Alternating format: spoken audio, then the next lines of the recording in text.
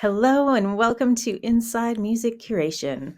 We're the team at Feed Media Group and we hang out here the first Wednesday of the month to talk all things music curation. And today, ahead of the Grammy Awards show happening in a few days, we thought we'd talk a little bit about Grammys in this post-genre culture that we're in. Now more than ever, we're seeing blurred lines between genres, artists experimenting, genres informing others. And what does this mean for award shows like the Grammys, where you have categories like rock and what does rock embody these days? A wide array of artists is what we're finding out. So we want to dig in a little bit, find out how it's going to affect the award show this year and the future, and just talk about the changes in genres that are happening in general. So with me, I've got our esteemed music curation team from Feed Media Group, Mike Savage, Juan Hernandez Cruz, Claire McConnell. Thank you guys for joining me. Thank you.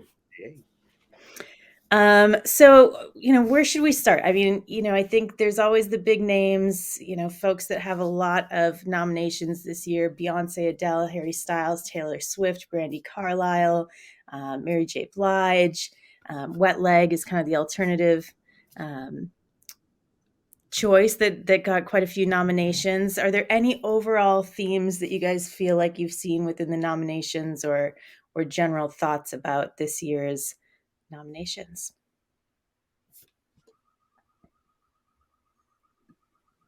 Fair. I would say that it's you could tell that they're thinking about it, a little bit more closely than they were. So I feel like it's, genres and genders are fairly well represented, across the board. Yeah. And I know every year they add some new categories. This year, some of the new categories that they added were Songwriter of the Year, non-classical. We've talked on this program about more collaborations, whether it's dance music or pop music. So I think there's some additional credits going out there.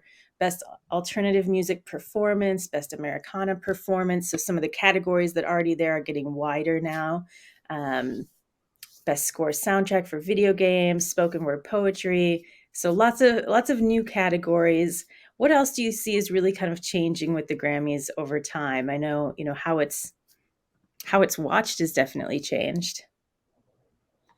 Yeah, I think that's a big part of it. It's not sort of the tentpole event maybe any award show used to be at this point in time. I think the nature of streaming changes that a lot in how people are able to consume.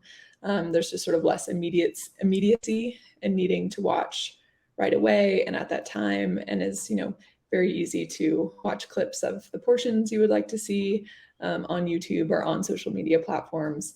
And so I think the sort of heightened experience around that is like, yeah, it'll still make entertainment headlines.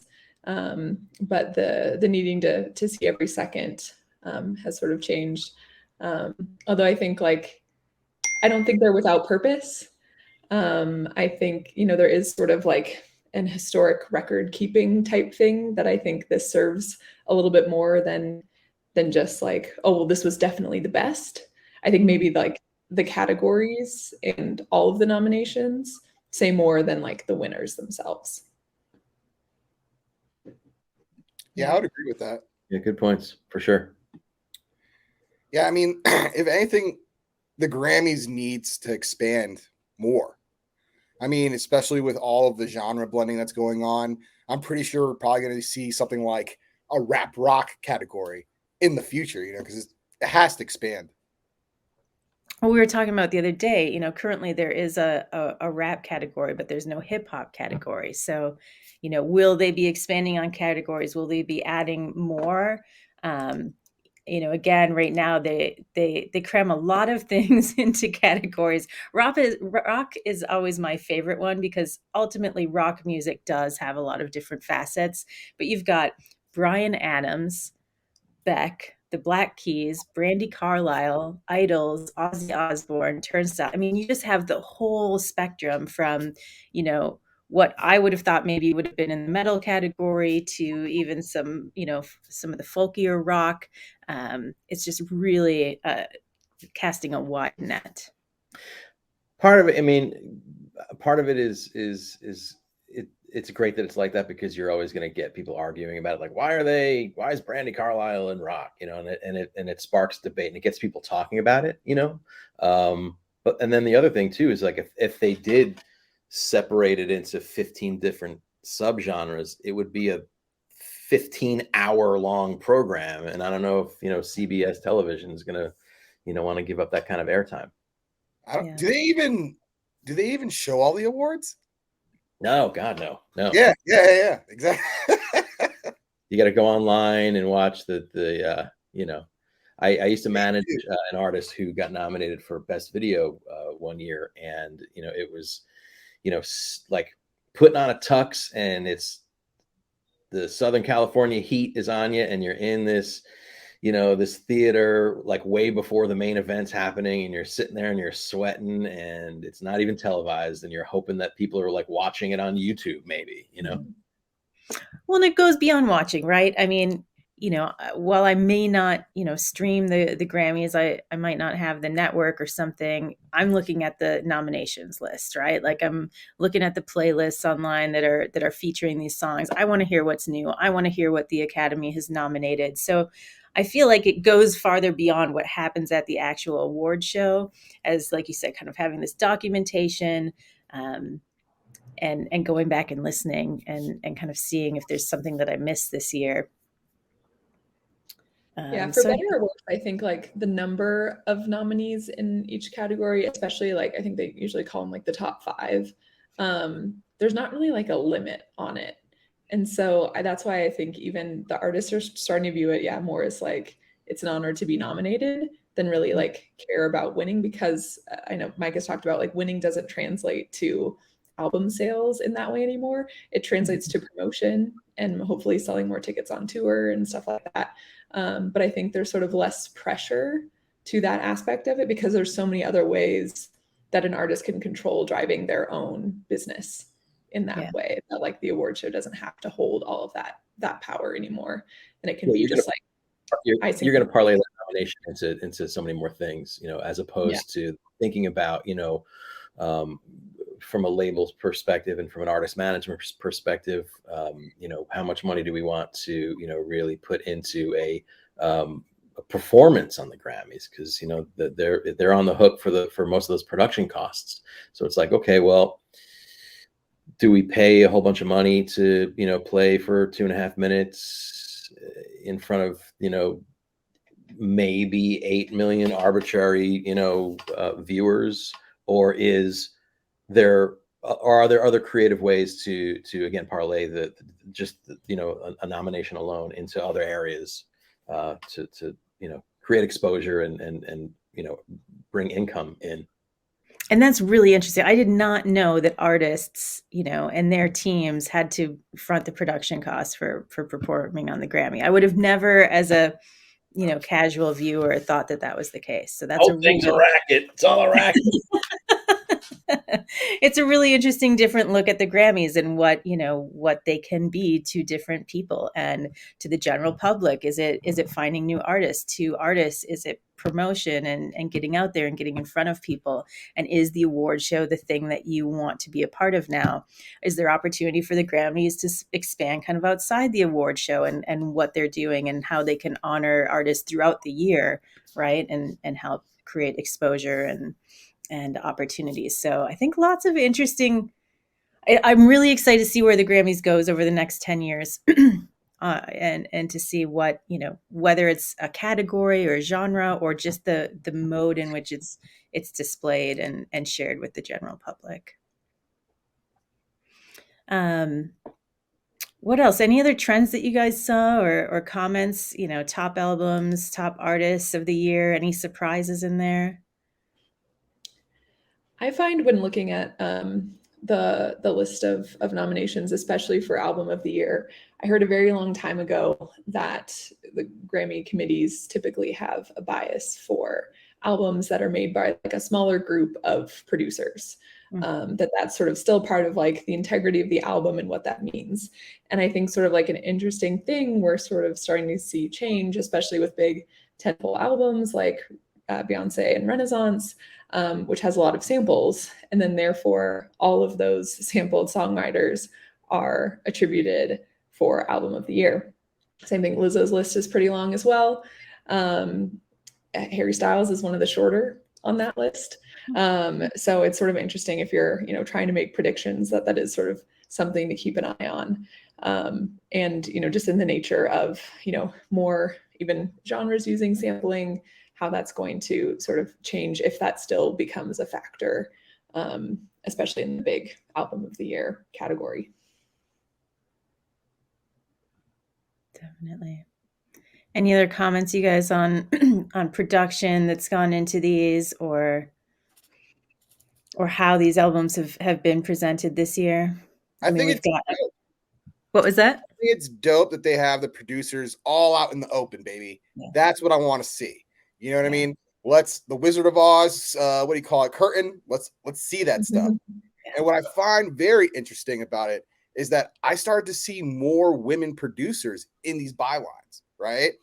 These are things that have never been talked about, because when we talk about music and like artists and like singers and whatnot, we are completely missing out on a bigger factor of there's people that are in the trenches making beats, playing the music, writing the songs. And yeah, the artist may or may not have, some direction in that, but it's kind of like a community makes, the thing really bang out. And honestly, one of the reasons why Beyonce's record is so very fine-tuned is that they had an amazing staff of people making sure that every song hit. And it literally does, So yeah, that's what I would say.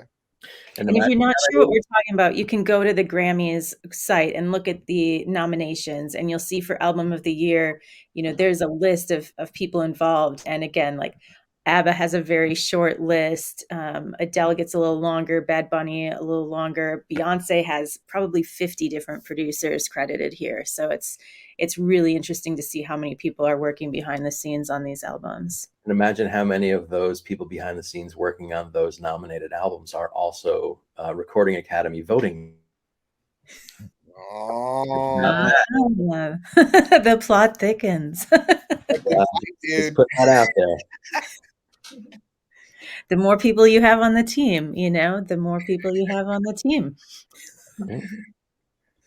Yeah, I do think even the new artist category this year especially is interesting, of really representing a lot of different genres and styles that we're just starting to see emerge as trends.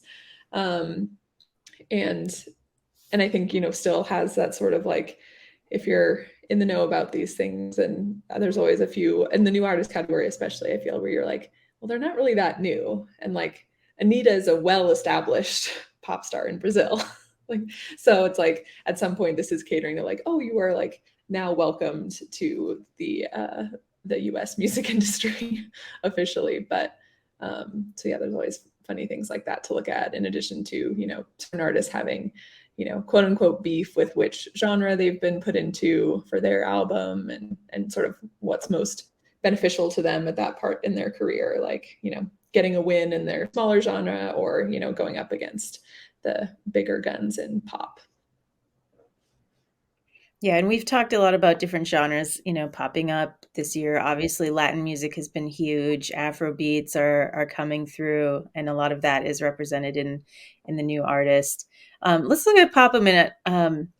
We talk a lot about pop music. At Feed FM, we curate music for digital fitness companies. So we use a lot of pop music, right? It's motivating people through their workouts. And some of the folks nominated this year, we've got Adele, Bad Bunny, Doja Cat, Steve Lacy, Lizzo, and Harry Styles for best solo performances.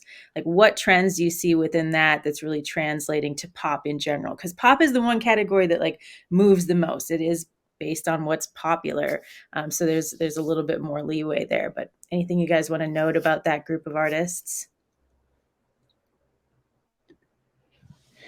I think most of them, you would hyphenate in the pop category of Bad Bunny as Latin pop, Doja Cat is R&B rap pop. She's got even more going on. Steve Lacy also R&B, Lizzo also R&B, Harry Styles a little bit more like 70s pop of like they all sort of like have very different and unique flavors. I think like none of those artists are doing things that like they've done before or that other people are doing. I think like they're really pushing boundaries and setting the course in that way for sure. Where's the rock pop? Yeah, I mean, on a few of the Harry songs, but not really. Yeah. And then Maybe I more think on the group performances yeah, on like ABBA, Camila Cabello with Ed Sheeran, Coldplay, Post Malone and Doja Cat, Sam Smith and Kim Petras. So maybe a little nod to rock there. No. No. yeah. Yeah, no, for sure. Yeah. Yeah. I think even like how they term things like pop vocal album is kind of old school at this point. I don't think, yeah, like it means what it used to. So there's that as well. That's interesting to think about. You know, Um, rock category. Sorry. Go for it.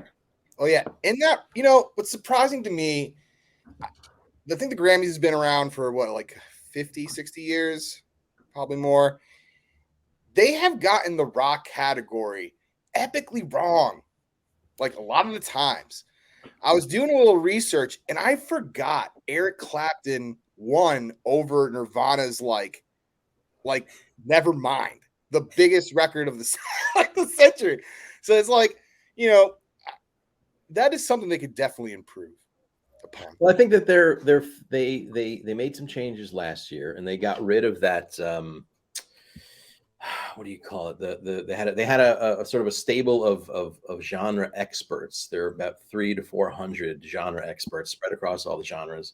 They would go and sit in a conference room, and they would go through all this stuff and bounce the ideas around. And I was part of that one year in that rock and alternative genre category, and I was by far the youngest person in the room, and it was interesting to hear, you know, the takes and the arguments, and it's an all-day meeting because there's a lot of music to go through, but they did away with those people now, so that's not even a thing, so that's not a barrier. Hopefully that'll help. And now it's really about what the artists and the labels are submitting to, correct? Yeah, you submit. I think you can. I think the way it goes is you submit. I'm thinking of the calendar, so I feel like you submit in July and August. You just fill out the online form and you send it in, and then there's a first round of voting, I believe, in October. That's for like all of the Recording Academy members who are able to vote. They get sent like a big pamphlet or whatever, or an online form, and they have until maybe the beginning of December to vote, and then things are figured out, and then the award show is February. Yeah. So they cut out that sort of like, like, all due respect to my friends at NPR, but like, the older guy at NPR is sitting there in the alternative music. He's gonna pass judgment. He's not listening to that stuff, so that whole process is gone now. So just so you can't blame it all on the Academy, right? Like artists are submitting for these certain categories. So if you're curious why someone's in a category, they had to submit their music for that. They had to not get nominated in that way to submit their music, go through the voting process to get the actual nominations. I think you're allowed to submit up to 3 different genres or three categories rather.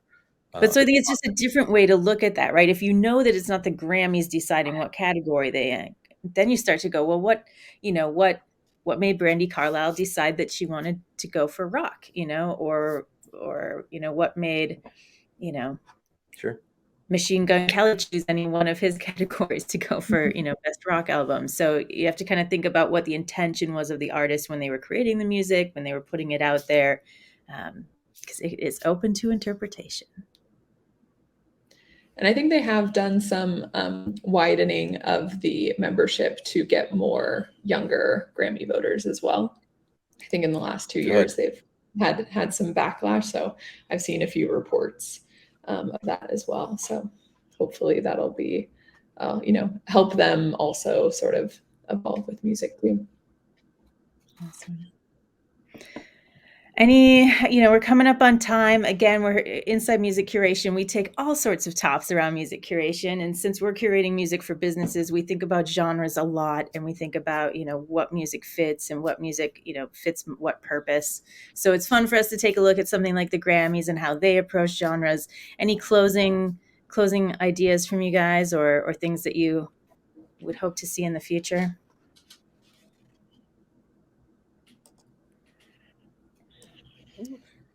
You know what? I would like to know what everyone's pick is for the Grammys. Like who is the one you're rooting for? I'm rooting for Turnstile. They're nominated for a couple of categories. That'd be a huge score. Yeah, I'd root for Zach Bryan. He has a nomination in the country category and has been a really slow burn over the last year. And I think many of his rabid fan base felt a Best New Artist nom should have been in there. And he even posted on social media. He's like, I don't care about this stuff, guys, but thank you. So I think that's just sort of textbook on sort of some of the attitude towards it. But yeah, I think some really, I think it's exciting to, obviously we've voiced some criticisms of, how the Grammys operates, but at the end of the day, the purpose is to celebrate music. And I think, we're definitely all about that. So very excited to see what happens, see how the performances are. I feel like, February, between Rihanna's Super Bowl performance and some Grammy performances, we're gonna get some good stuff in the next couple of weeks. Definitely. And I'm still I'm an indie rock kid, so I'm definitely, pushing for Wet Leg to get a few awards out of those nominations. It's always great to see a less represented genre come up to the big awards. Absolutely. Agreed. Juan, how about you? I'm with Mike. Turnstile. I love hardcore, and hardcore has a wild lineage. Many years ago, this band Paramore won the Grammys, and in our community, that was a huge it actually made the perception of the music that we were listening to. It widened the audience, right? So what I would love to see is if Turnstile wins and widens that audience, But if not, if it's Wet Leg or, well, not Brian. I don't want Brian Adams to win. That's the only thing. Sorry, Brian.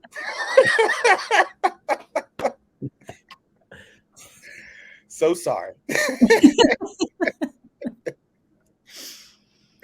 Well, yeah, everybody's got their own opinions. We're all rooting, or maybe not, but we've all got the folks that we're rooting for. It's fun to sit down and take a look at what's happening in the music industry at any given moment. And the Grammys is certainly a piece of that pie every year. So we'll see what happens at the awards this weekend, and what interesting tidbits get picked up on social media, and for the whole world to see, even the ones that aren't able to tune into the actual live event. So thank you guys so much, for breaking down a somewhat complicated topic. And again, if you're interested in genres, music industry, curating music for businesses, please subscribe here to Inside Music Curation, or check us out at feedmediagroup.com, where we have these conversations around the virtual water cooler every day. So thanks again, Mike, Juan, Claire, for contributing your expertise, and we'll see you guys soon.